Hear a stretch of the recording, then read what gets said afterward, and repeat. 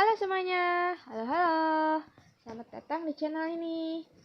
Hari ini kita akan belajar bagaimana caranya membuat diagram flowchart menggunakan dua aplikasi Draw.io dan Stereo.ml. Kita akan langsung saja ya, tanpa berlama-lama lagi.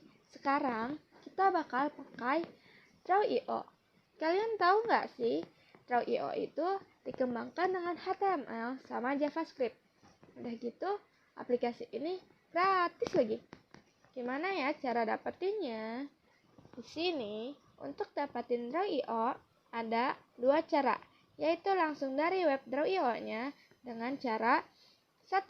Menggunakan Google Chrome. Lalu kita bisa mengetik Draw.io. Setelah itu, kita bisa mengklik webnya.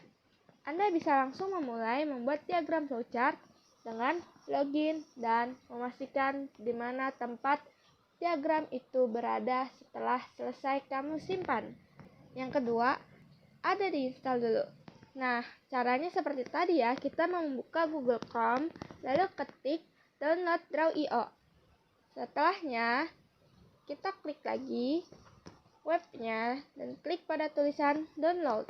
Nanti akan diarahkan ke tampilan selanjutnya. Anda bisa klik pada tulisan Windows Installer jika OS Anda Windows untuk mendownload file. Setelah selesai, klik Show in Folder dan double klik pada file Draw.io. Selanjutnya, klik Yes jika ada. Terusnya, ada Destination Folder. Anda bisa mengubah sesuai keinginan Anda untuk menempatkan Draw.io itu di mana. Lalu klik Install. Perhatikan space yang tersedia di laptop Anda ya. Kita tinggal tunggu sejenak. Setelah selesai, kemudian klik Finish. Draw.io berhasil didapatkan. Tutorial membuat flowchart menggunakan Draw.io. Bisa langsung saja ketik Draw.io atau seperti pada URL berikut. Kemudian, klik Create New Diagram, lalu pilih Blank Diagram, kemudian Create. Di sini akan ditampilkan seperti ini. Terdapat Save As, kalian bisa save apa saja. Lalu di sini terdapat tipenya juga dan kalian mau simpannya di mana. Kemudian klik Save bila sudah. Jadi tampilan awalnya akan seperti ini. Pada bagian kiri, ini terdapat banyak sekali simbol yang dapat kalian bisa sesuaikan sesuai dengan keperluan masing-masing. Karena di sini akan membuat flowchart, maka pilih opsi flowchart. Judul pada flowchart ini adalah penyortiran array menggunakan bubble sort. Langkah pertama, memulai program. Diagram dimulai dari simbol terminator bertuliskan start. Lalu pada Draw.io ini, ketika kalian mengklik panah berwarna biru, kalian bisa langsung terhubung dengan simbol berikutnya. Simbol berikutnya yang kami pakai di sini adalah operasi manual. Langkah selanjutnya, inisialisasi variabel. Array B sama dengan 2, 8, 9, 6, 5 adalah data awal yang ingin disortir. N sama dengan 5 adalah jumlah elemen dalam array. Terdapat variabel tambahan yaitu A sebagai kendali loop luar, B sebagai kendali loop dalam. Temp di sini sebagai variabel sementara untuk menyimpan nilai saat pertukaran elemen. Langkah selanjutnya masih dengan simbol yang sama, yaitu operasi manual. Pada proses ini, loop luar atau iterasi pertama, yaitu loop luar menggunakan perulangan for adalah for A sama dengan 1 to n-1. Tujuan loop ini adalah menjalankan proses penyortiran sebanyak n-1 kali agar semua elemen tersusun rapi. Kemudian masih dengan simbol yang sama juga, yaitu operasi manual pada proses ini adalah loop dalam atau iterasi kedua. Di dalam loop luar ada loop dalam, yaitu for B sama dengan n-1 to A. Loop ini bertugas untuk membandingkan elemen array berpasangan dari elemen terakhir ke elemen awal sesuai dengan batas loop. Proses ini memastikan elemen terbesar dari subset array selalu mengambang ke posisi yang benar setelah setiap iterasi. Langkah selanjutnya menggunakan simbol belah ketupat. Pada proses ini yaitu perbandingan elemen. Di dalam loop dalam terdapat kondisi if B sub J kurang dari B sub J-1. Kondisi ini memeriksa apakah elemen saat ini B sub J lebih kecil dari elemen sebelumnya B sub J-1. Jika kondisi benar atau Y, elemen-elemen ditukar untuk memperbaiki urutan. Yang pertama, temp sama dengan B sub J adalah simpan nilai elemen saat ini ke dalam variabel sementara. Lalu yang kedua, B sub J sama dengan B sub J-1 adalah ganti elemen saat ini dengan elemen sebelumnya. Yang ketiga, B sub J-1 sama dengan temp adalah masukkan nilai dari variabel sementara ke elemen sebelumnya. Hasil pertukaran yaitu elemen yang lebih besar bergerak ke indeks yang lebih tinggi. Jika kondisi salah atau T, tidak ada pertukaran elemen. Proses langsung melanjutkan ke perbandingan berikutnya. Lalu di sini terdapat simbol lingkaran sebagai penanda perulangan atau loop. Setelah satu iterasi loop dalam selesai, elemen terbesar dari subset array sudah berada di posisi yang benar. Loop luar akan mengulangi proses untuk elemen-elemen yang tersisa hingga seluruh array tersortir. Kemudian yang terakhir, program selesai. Ketika semua iterasi selesai, array telah tersortir dalam urutan menaik. Program kemudian mencapai titik N yang menunjukkan bahwa proses telah selesai. Oh iya, pada DAO.io kalian juga bisa memberikan warna pada simbol-simbol supaya flowchart terlihat lebih menarik. Untuk menyimpannya, ulangi step yang pertama tadi ya. Di sini akan di-save supaya tidak hilang. Dan ini dia hasilnya. Selanjutnya, keunggulan dan kekurangan dari Draw.io. Keunggulan yang pertama yaitu beragam opsi diagram dengan tools lengkap. Draw.io mendukung pembuatan berbagai jenis diagram, seperti flowchart, UML, IRD, dan lain-lain, dengan berbagai alat yang lengkap untuk mempermudah pembuatan diagram. Kedua, mudah dipahami. Dengan antarmuka yang sederhana dan intuitif, pengguna baru dapat dengan cepat memahami cara penggunaannya. Selanjutnya yaitu gratis untuk digunakan, tanpa biaya lisensi dan bersifat open source sehingga dapat diakses oleh siapa saja. Terakhir, integrasi yang mudah, dapat terhubung langsung dengan Google Drive, OneDrive, dan lain-lain cloud lainnya untuk menyimpan dan berbagi diagram. Untuk kekurangannya, yang pertama itu masih kekurangan fitur tingkat lanjut. Beberapa fitur canggih yang sering ditemukan di aplikasi lain belum tersedia di Draw.io. Selanjutnya, antarmuka membosankan. Desain antarmuka yang cukup sederhana membuatnya kurang menarik untuk dilihat. Yang ketiga, bergantung pada koneksi internet. Koneksi internet yang lambat dapat menghambat proses editing diagram. Dan terakhir, fitur lanjutan membutuhkan waktu untuk dipelajari. Bagi pengguna baru, beberapa fitur kompleks mungkin memerlukan waktu dan pembelajaran untuk menguasainya. Jadi di sini saya bakal menjelaskan bagaimana bisa kita mendapatkan aplikasi Star UML atau aplikasi perangkat lunak yang digunakan untuk membuat diagram pemodelan sistem berbasis UML. Nah, tapi aplikasi Star UML ini adalah aplikasi perangkat lunak yang berbayar. Namun, tersedia uji coba trial gratis selama beberapa hari sebelum kamu memutuskan untuk membeli license. Kalau kamu melakukan uji coba, kamu bisa menggunakan semua fitur selama masa trial, tapi setelah itu memerlukan license. Oke, jadi sekarang kita langsung masuk saja ke bagaimana cara mendapatkan Star UML ini. Yang pertama, buka situs resmi Star UML seperti yang sudah ditampilkan di layar, atau kamu bisa juga ketik Star UML pada Google atau Chrome. Lalu yang kedua, klik tombol download di halaman utama. Lalu, pilih sistem operasi yang kamu pakai seperti Windows, macOS, atau Linux. Unduh file instalisasi dan tunggu hingga selesai. Kalau sudah selesai, ikuti panduan instalisasi sampai tuntas. Nah, kalau kamu menggunakan masa uji coba, langsung buka ke aplikasinya. Tetapi, kalau kamu ingin membeli license, buka menu Help, lalu klik Buy License di dalam aplikasi atau beli langsung dari situs resmi. Setelah membeli license, kamu bakal menerima kunci license dari email. Setelah itu, masukkan kunci tersebut di aplikasi melalui menu Help, lalu klik Enter License. Nah, gampang kan cara mendapatkan aplikasi Star UML? Nah, sekarang kita akan coba untuk membuat flowchart dengan menggunakan aplikasi Star UML ini. Untuk membuat flowchart di aplikasi Star UML,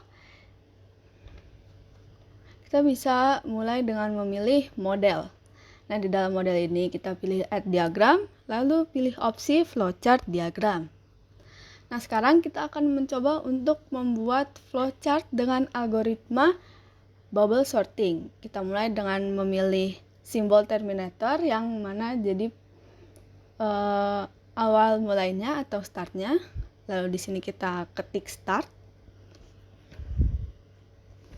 Setelah itu kita akan menginisialisasikan variabelnya dengan menggunakan simbol preparation. Nah, di sini kita akan mendeklarasikan array-nya, jumlah elemen dalam array, dan juga variabel-variabel yang akan digunakan pada program atau algoritma ini. Nah, ini angkanya angka random karena nanti akan di sorting dengan metode bubble sort. Lalu ini jumlah elemen pada array tersebut yang mana ada 6. Lalu variabel A, B, dan temp ini sebagai itinerary-nya dan juga sebagai tempat penyimpanan sementara dari elemen atau angka pada array A. Setelah menginisialisasikan variabelnya, kita bisa mulai dengan membuat loop pertama. Nah, berikut adalah syarat dari loop tersebut. Nah, loop yang pertama ini berfungsi untuk mengontrol jumlah iterasi pada proses pengulangan. Setelah itu kita buat loop yang kedua, yang mana membandingkan dan menukar elemen-elemen yang berdekatan dimulai dari akhir array hingga ke indeks yang B. Setelah itu kita akan membuat kondisi atau decision dengan menggunakan simbol decision. Di sini kita membuat decision bahwa array A dengan indeks J itu lebih kecil dibandingkan array A berindeks J dikurang 1. Lalu kita rapihkan sedikit. Setelah membuat kondisi atau decision-nya, kita buat proses perbandingannya dengan menggunakan simbol proses.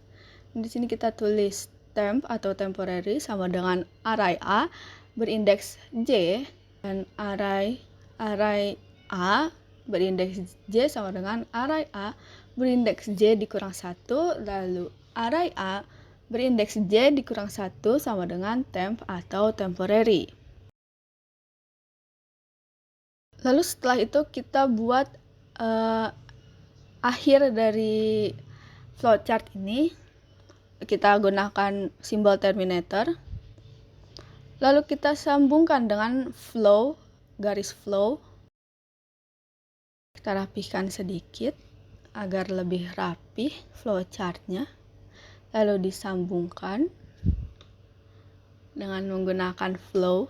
Nah, karena pada step 5 dan step 6 akan menuju ke tujuan yang sama atau berbalik ke step yang sama, maka di sini kita akan menggunakan simbol summing junction dan yang akan disambungkan ke step yang keempat. Di sini kita akan sambungkan dengan flow dari step ke-6 dan juga step ke-5.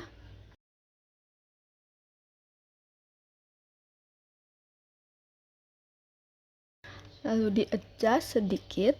Setelah itu saya akan memindahkan N-nya karena agar tidak menghalangi, karena pada step keempat akan berbalik kepada step yang ketiga.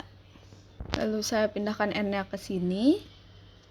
Lalu setelah itu dihubungkan menggunakan flow dari step yang ketiga menuju end atau akhir dari flowchart yang saya contohkan kali ini. Oh ya, jangan lupa untuk membuat kondisinya, yaitu benar atau salah, yang mana benar dan yang mana yang salahnya. Nah, kira-kira seperti ini cara membuat flowchart di aplikasi Star UML. Sekian, terima kasih. Oke, kita akan membahas mengenai keunggulan dan kekurangan dari Star UML. Untuk keunggulan Star UML sendiri itu yang pertama, dia gratis dan open source, jadi tidak ada biaya untuk menggunakan versi basicnya. Lalu yang kedua, memiliki fitur yang lengkap. Jadi Star UML ini memiliki beragam fitur canggih yang memudahkan pengguna dalam membuat berbagai jenis diagram. Lalu yang ketiga, mendukung berbagai jenis diagram. Jadi selain untuk membuat flowchart, Star UML juga mendukung pembuatan diagram lain seperti contohnya class diagram, sequence diagram, dan banyak lagi yang lainnya. Lalu yang keempat adalah pilihan format ekspor yang beragam. Jadi pengguna dapat mengekspor diagram yang telah dibuat ke dalam berbagai format file seperti contohnya PDF, PNG, SVG, dan format file lainnya, yang mana akan memudahkan pengguna dalam berbagi dan menyimpan hasil kerja. Nah, setelah tahu keunggulan dari Star UML, apa aja sih kekurangan dari Star UML? Yang pertama, Star UML hanya tersedia untuk desktop. Jadi Star UML sendiri tidak memiliki versi berbasis web, dan Star UML hanya bisa diakses sebagai aplikasi desktop yang mungkin membatasi aksesibilitas bagi beberapa pengguna. Yang kedua, antarmuka yang kompleks. Bagi pengguna baru, mungkin antarmuka Star UML bisa terasa agak rumit dan membingungkan, yang dapat menyulitkan pengguna itu sendiri untuk memulai. Lalu yang ketiga, tidak mendukung real-time collaboration. Jika kita bandingkan dengan alat pembuat flowchart lain seperti Draw.io, Star UML tidak memiliki fitur kolaborasi secara real-time, sehingga pengguna tidak dapat bekerja secara bersamaan dalam waktu yang sama. Lalu, yang terakhir, tidak memiliki fitur autosave, di mana pengguna harus menyimpan pekerjaan mereka secara manual untuk menghindari kehilangan data. Nah, mungkin itu saja video tutorial mengenai aplikasi pembuat flowchart yang bisa kami sampaikan. Semoga informasi-informasi yang kami berikan seperti cara menggunakan aplikasi, cara mendapatkan aplikasi, serta kekurangan dan kelebihan dari aplikasi itu sendiri dapat bermanfaat bagi teman-teman semuanya. Terima kasih telah menonton sampai akhir. Sampai jumpa di lain waktu.